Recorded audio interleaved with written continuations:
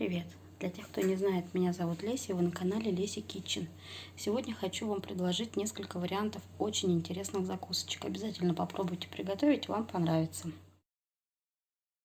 Самая первая закуска, она, пожалуй, самая простая по ингредиентам. Нам потребуется печень трески, творожный сыр любой торговой марки, какой любите.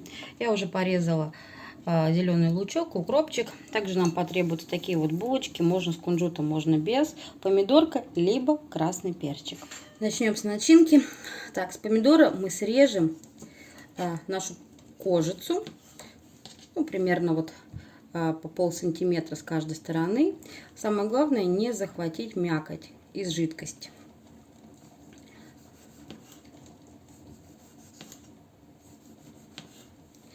И теперь нарежем мелким кубиком.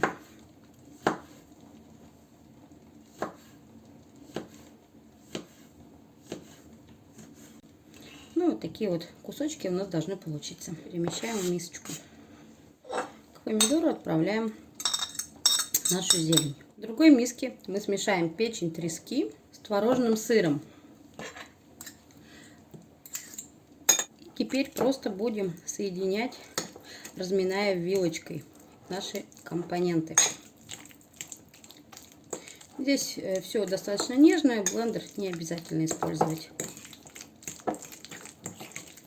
И теперь к печени добавляем нашу зелень с помидорками. И все тщательно перемешиваем. Вот такой вот незамысловатый яркий паштетик у нас с вами получился. Теперь берем нашу булочку, делаем надрез и вынимаем мякиш из серединки. Можете руками, можете ложечкой, как вам больше нравится и как вам будет удобно. Главное сохранить целостность булочки. Вот такая емкость для фарширования у нас получилась. Немного мякиша мы отправим в наш паштет, для того, чтобы он был более плотный, совсем немножечко.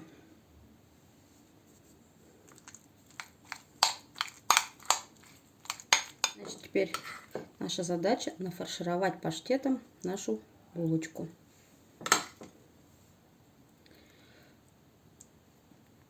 И, конечно же, на этом закуска не готова.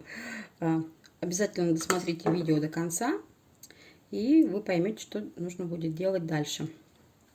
Конечно же, подписывайтесь на мой канал, который называется Леся Kitchen, для того, чтобы не пропустить самые интересные видео.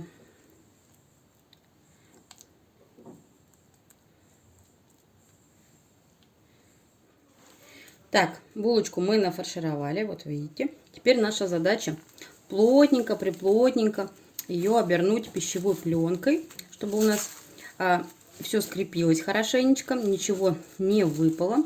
И все это положить на 2 часа в холодильник. В холодильнике булочка у нас немножко подстынет, точнее наш паштетик, и мы прекрасно сможем ее разрезать. Булочка у нас с начинкой немножко подморозились, и сейчас нам нужно будет ее разрезать. Разрезать будем примерно по полсантиметра толщиной.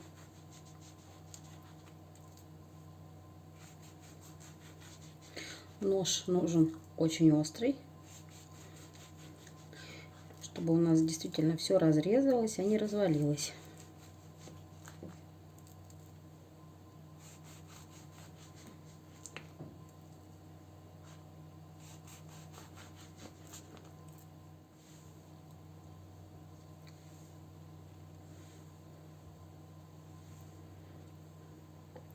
Обязательно попробуйте, приготовьте, уверена, такая закуска не останется без внимания.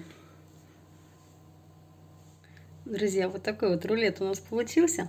Такая обалденная закуска из печени трески. Обязательно попробуйте. Уверена, вам понравится. Авокадо. Мякоть помещаем в чашу блендера. Удобно ее отделять от кожуры ложечкой. Сразу же авокадо сбрызгиваем соком лимона, чтобы он не вступил с воздухом в реакцию и не потемнел. Даже добавляем буквально ползубчика чесночка, чуть-чуть для аромата, немного. И творожный сыр. Все пробиваем в блендере в однородную массу. И также нам потребуются креветки. Сейчас мы эти креветки будем обжаривать. Сейчас я посыплю перцем их, солью и на оливковом масле обжарю буквально по 20-30 секунд с каждой стороны.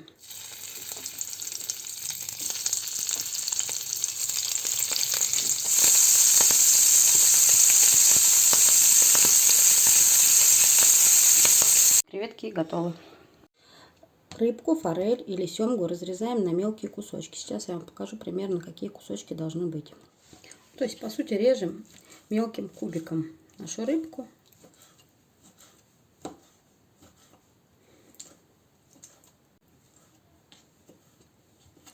Лучше всего подходит семга или форель, потому что рыбка достаточно жирная, насыщенного вкуса. Беру кондитерский мешок.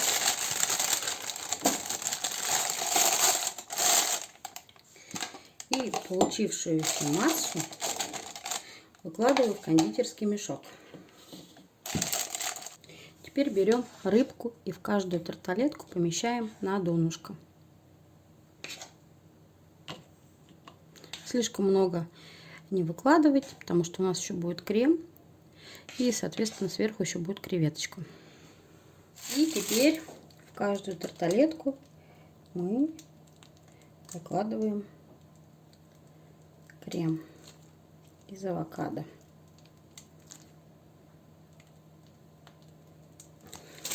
И теперь на крем выкладываем креветки.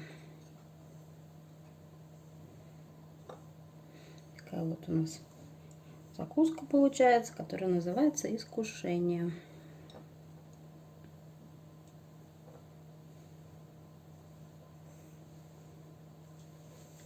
Хочу добавить украшение из огурца. У меня есть такое приспособление, которое вырезает вот такие вот фигурные ажурные рюшечки.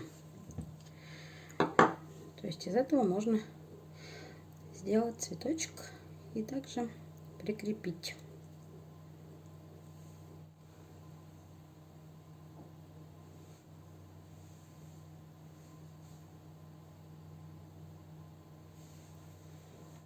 Друзья, вот такая вот вкусняцкая закуска к новогоднему столу у нас получилась. Настоящее искушение. Обязательно попробуйте, приготовьте. Уверена, вам понравится. Друзья, на очереди третья закуска. Эта закусочка будет прекрасное дополнение к вину. Берем сыр. Бри, камамбер. В любом случае белые сыры с плесенью. Также потребуется груша, мед, грецкий орешек и хлеб чиабатта. Начнем, пожалуй, с хлеба. Чиабатту нужно будет разрезать. Именно чиабатту, другие варианты не подходят. На кусочки примерно по полсантиметра толщиной. Почему чиабатта? Потому что хлеб такой вот пористый, легкий. И когда при запекании будут очень хрустящие. То есть все кусочки разрезаем толщиной полсантиметра. Чиабатту помещаем на противень. Каждую немножко сбрызгиваем оливковым маслицем. Прям вот немножко. И в разогретой духовочке подсушиваем в течение 5-7 минут до румяности и хрустящести. Пока хлебушек подрумянивается, чистим грушу. Разрезаем ее на пластике примерно 3 миллиметра. 2-3 миллиметра, в общем. Вот на такие вот пластиночки. Грушу порезали. И также на пластиночке нам нужно порезать сыр. Тоже примерно 2-3 миллиметра толщиной.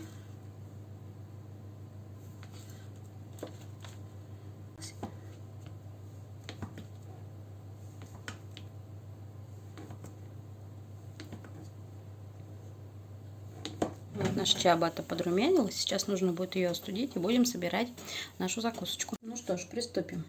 Теперь на чиабатту мы выкладываем грушу. Сверху мы выкладываем кусочек сыра, если получится, по количеству даже 2. Там, где груша большая, хвостик отрезаем.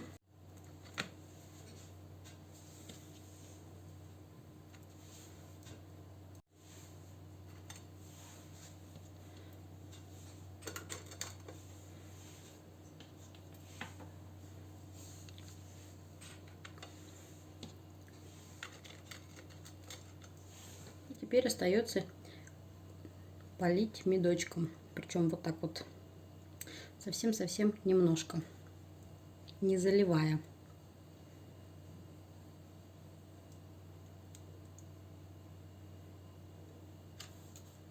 Угу.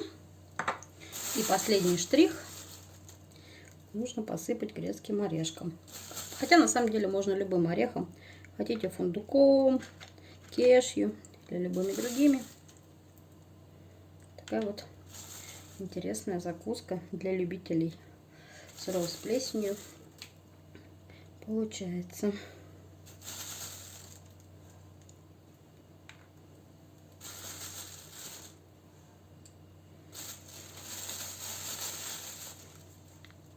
Друзья, ну что, вот такую вот красоту, а главное вкусноту мы с вами приготовили.